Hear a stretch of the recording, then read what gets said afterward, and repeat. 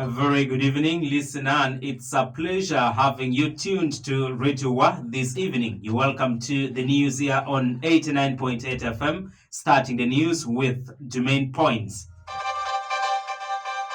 191 Christians receive a sacrament of confirmation as Bishop Wanok elevates Obuto Chapel to Eucharistic Center. Fire guards a boys' dormitory at Agwara Secondary School in Toklo, leaving senior 4 candidates in shock. UNATU members continue industrial action as third term opens. Also coming in the news this evening, gunmen kill 22 after shooting at baptism ceremony in Niger.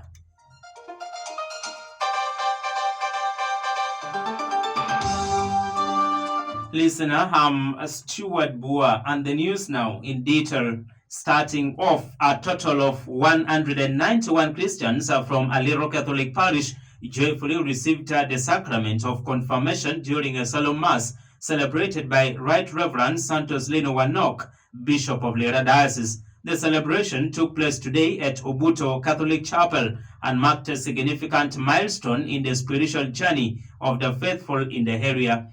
Adding to the significance of the day, Bishop Wanok officially erected Obuto St. Peter and Paul Chapel as a Eucharistic center, a declaration that was received with a great joy and celebration among the Christian community. The event was part of the second day of the Bishop's ongoing 5-day pastoral visit to Alero Parish. In his homily, Bishop Wanok opened with a greeting of peace, acknowledging the troubling realities affecting the society today, fear of uncertainty and division. He reassured the faithful of God's presence and renewing power through the Holy Spirit, who continues to search hearts and transform lives.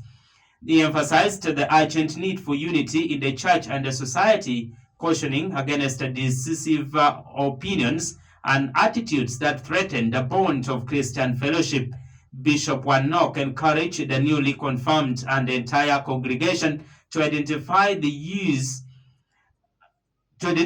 and use their God-given gifts for the betterment of their communities. He warned that hiding these gifts may result in losing them altogether. Addressing catechists, he reminded them of their vital role as pastoral agents who must reveal Christ not only through teaching but through example. To parents, Bishop Wanok offered heartfelt advice on building loving and united families founded on the dialogue, care, and faith.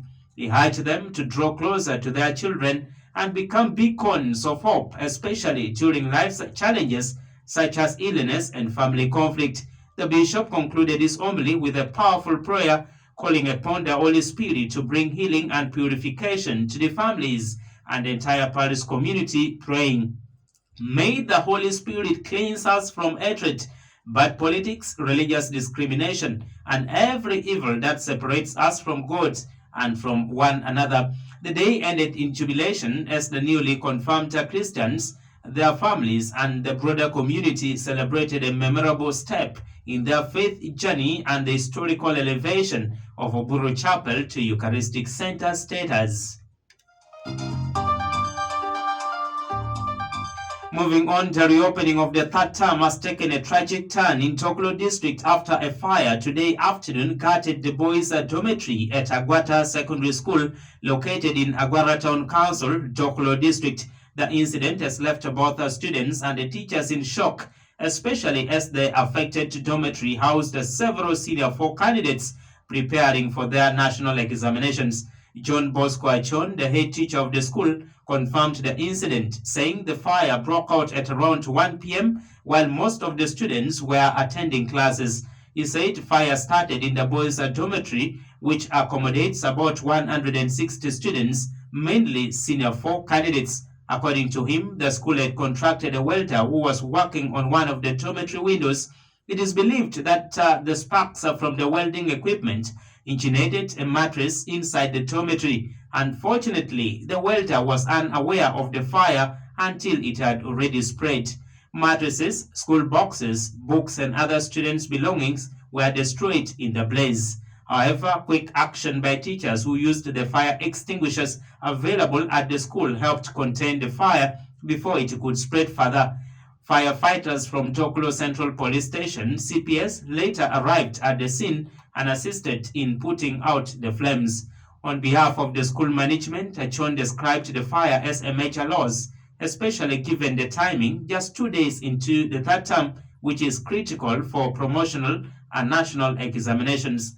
The school administration said they shall do their best to support the affected students and has appealed for support from the government and well-wishers to help provide emergency supplies and affected learners as investigations into the cause of the fire continue. He said the affected learners will be given some emergency scholastic materials. Meanwhile, a section of the National Teachers Union, UNATO, teachers has voted to continue with their nationwide industrial action, which began on Monday, September 15th. This coincided with the opening of the third term for 2025 academic year.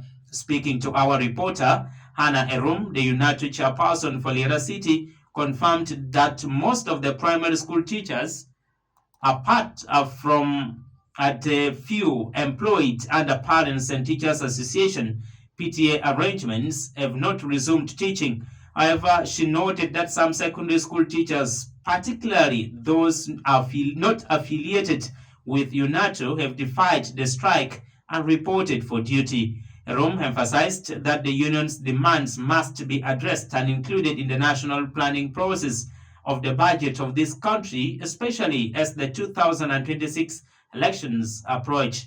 In Amolatar district, UNATO chairperson Nyanga Hedmond reported widespread school closures. He noted that during a visit to Otike Memorial Primary School, he found the school management committee, SMC, chairperson addressing pupils at assembly in the absence of the head teacher and other staff. Nyanga further revealed that at Amolatar Secondary School, most arts teachers did not report for work, while learners at Amolatar Secondary School were left unattended to and were seen playing in the school compound. In Kwania District, UNATO chairperson James Patrick Okidi stated that no teachers reported for duty on the first day of the term, adhering strictly to the industrial action. He dismissed the social media claims suggesting that teachers in Kwania had resumed normal teaching as null and void. Meanwhile, UNATO General Secretary Baguma Philbert Bites has cautioned against the threats and intimidation by government officials aimed at forcing teachers to abandon the strike. He reiterated the union's position and called on members to remain united and firm in their demands.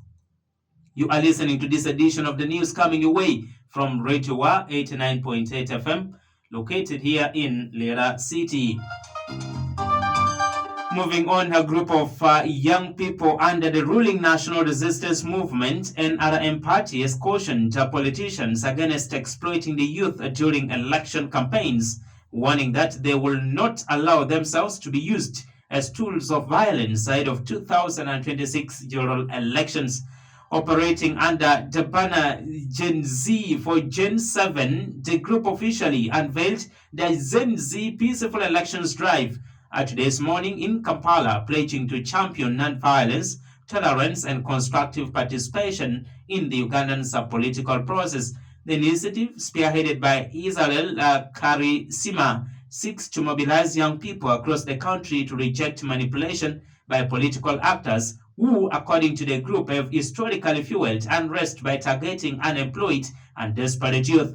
Karisima emphasized that while young people form the backbone of Ugandan's electorate, many politicians treat them as disposable instruments of chaos instead of empowering them with opportunities and skills.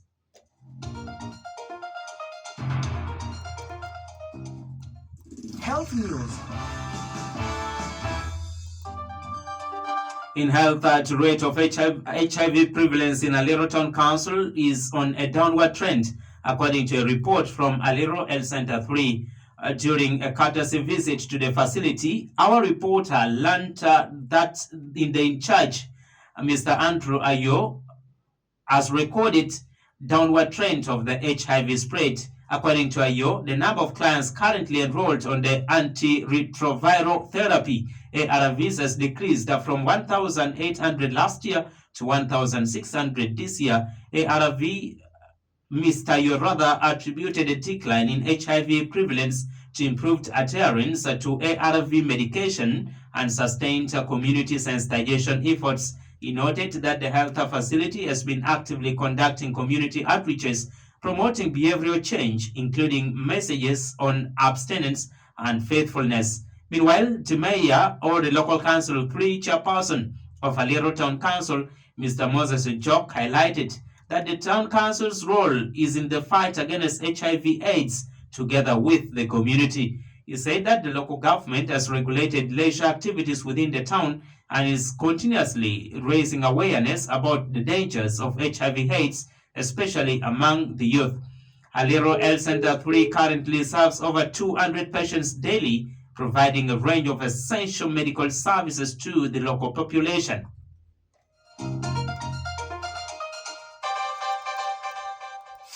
International news. In the world scene this evening, gunmen on motorbikes have shot dead 22 people, most of them attending a baptism ceremony in an attack on a village in western Niger. Reports say residents told French news agency AFP that 15 people were killed at the ceremony in Tilaberi region, which borders Mali and Burkina Faso, before moving elsewhere and killing 7 others. Niger's military government has struggled to contain jihadist violence in the region, carried out by groups linked to Al-Qaeda and Islamic State. The AFP news agency also cited local media outlet El Maestro TV as reporting a gruesome death toll of 22 innocent people cowardly killed without reason or justification. Last week, Human Rights Watch said jihadist groups had increased attacks in the country since March, summarily killing over 127 villagers and Muslim worshippers in the country.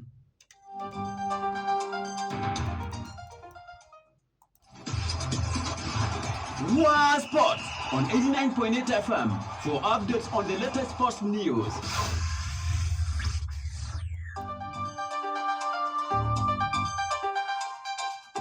Now turning to sports, former Tottenham Hotspur and Paris Saint-Germain head coach Mauricio Pochettino is among 4 managers on Manchester United's shortlist to replace Ruben Amorim should the Red Devils sack the Portuguese. As reported by Touchline X, the 4 managers are Pochettino, Oliver Glasner, Anthony Iraola, and Gareth Southgate. Amorim is under serious pressure at Old Trafford after only 10 months in charge of the Premier League club. Although Manchester United remains supportive to Amorim, the Red Devils' hierarchy could be forced to act if results don't improve. Manchester United would have to pay him off to vacate his role. Amorim's current contract with the United expires in the summer of 2027. The 40-year-old had joined the Premier League club in November 2024.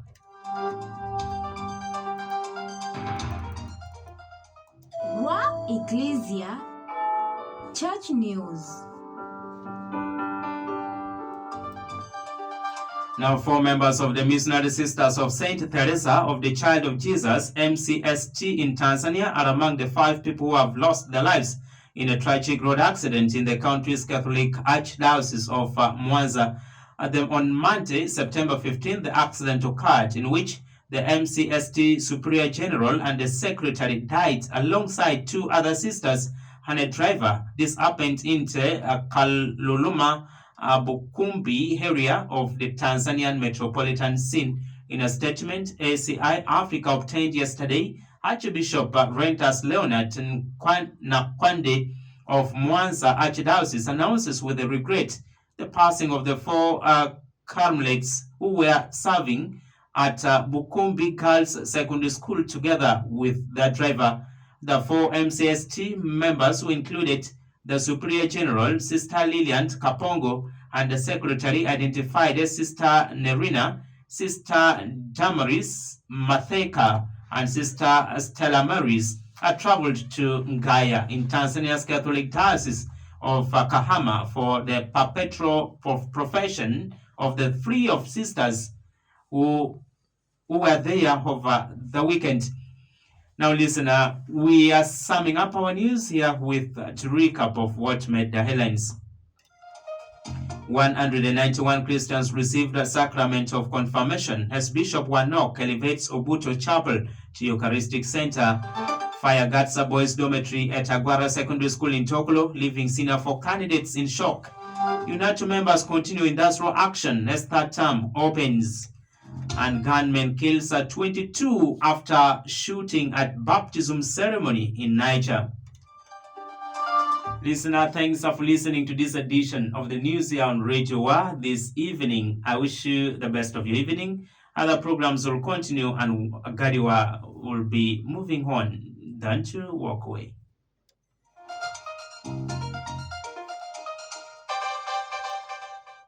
That was the news on 89.8 FM Radio Wa.